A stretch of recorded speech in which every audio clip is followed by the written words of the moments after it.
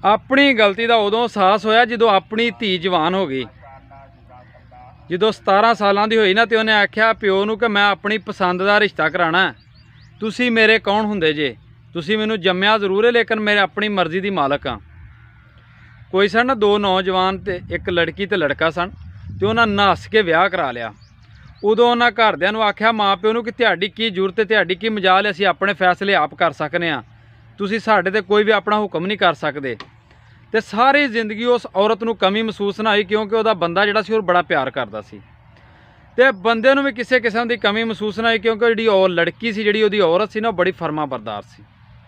इस तरह हंसी खुशी जिंदगी गुजारते सन पे। तो उन्हों की वड्डी बेटी सी औलाद वड्डी अल्लाह पाक ने धी दी उन्होंने।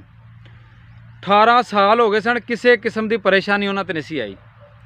जो उन्होंने अपनी कुड़ी 17 सालों की हुई ना तो रिश्ता करन लगे, तो उस कुड़ी ने आख्या कि तुसा कौन हुंदे जे मेरा रिश्ता करने वाले, मैं अपनी मर्जी की मालक, मैं अपनी मर्जी का कर सकनी हाँ।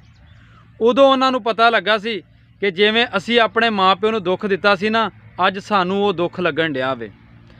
इस तो मैं ना जिहड़े आशकियां मशूकियां इश्क ने ना, इन्हां नूं साइड ते कर दो, अपने माँ प्यो की मन्निया करो। तुहाडे वास्ते कभी भी गलत फैसला नहीं लैण दे जिंदगी दे विच।